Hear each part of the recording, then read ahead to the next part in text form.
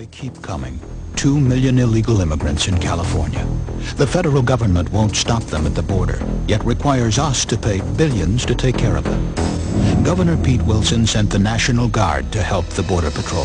But that's not all. For Californians who work hard, pay taxes, and obey the laws, I'm suing to force the federal government to control the border. And I'm working to deny state services to illegal immigrants. Enough is enough. Governor Pete Wilson. Hey Anna, I hate the way that we left things off earlier today regarding our discussion. Carlos, the only reason why we have not moved on as a society is because people keep focusing on race, and we shouldn't, because we are so past that now. Our infatuation with a colorblind society is a mythical infatuation. Allow me to explain. Please do, because I would really like to hear what you have to say.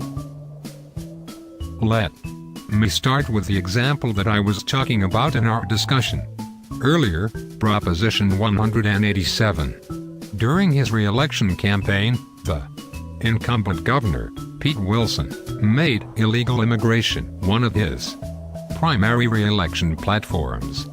During his campaign he became the spokesperson for Proposition 187, a California referendum that would have denied social services and public education to illegal immigrants. What's wrong with that? They are here illegally. They have no right to the services that are paid for and provided to citizens and lawful residents. In other words, to lawful taxpayers. That's another part of the issue that I will try to explain to you in a bit, but before that, I need to explain how race is still an issue. During Pete Wilson's campaign he began to air a series of ads in support for Prop 187, and all of his ads focused on the United States-Mexico border.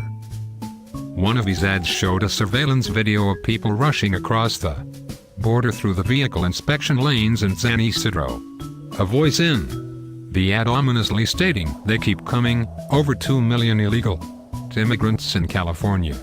Our government won't do anything to stop them at the border."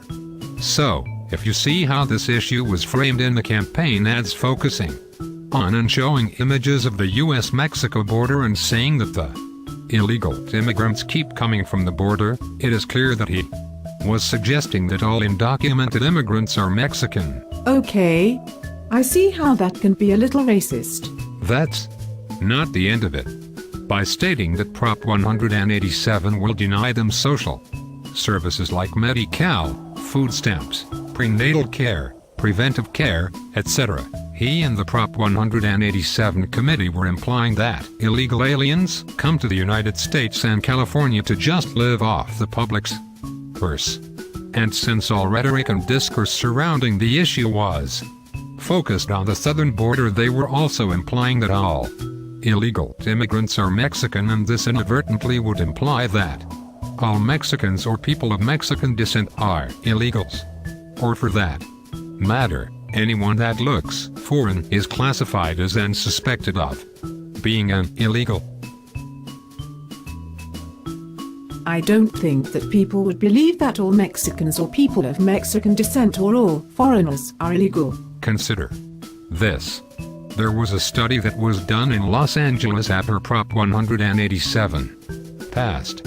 United States citizens of Mexican descent and Asian Americans reported that businesses would discriminate against them because of their race, and that they would use Prop 187 as a reason why they were doing it. Also, there were reports from both communities of color that their neighbors and random people would harass them. They would tell them that they were going to report them to INS, and would use Prop 187 as reason for doing so. But keep in mind that all the reports came from United States citizens or lawful permanent residents. Oh wow. I never heard about that, and I would never have thought of it that way. Right. And I used to think the same way. The systems of power condition us to believe in an immigration myth and a historical master narrative built on oppression, but we take it as being natural, so we do not question it. But let's address the other concern that you had regarding taxes and illegal immigrants. It is not true that all undocumented immigrants do not pay taxes, because a majority of them do. A majority pay income, Social Security, and Medicare taxes, and they have no access to that money. All pay some form of other taxes like state sales taxes and other fees imposed by the state. The only reason why politicians that are against illegal immigration accuse these immigrants of not paying taxes, and thus draining the state of its money, is because they are trying to find someone or a group to blame for their inept economic choices. They use these immigrants as scapegoats to avert any attention that they might receive for their poor choice. So, is there a problem, and if so, how can we solve it? There is a problem, but it's in the form of people dying at the border in an effort to come to the United States, and employers exploiting these immigrants and profiting from that exploitation. So, any alternative solution to this problem would have to address the problem at the border.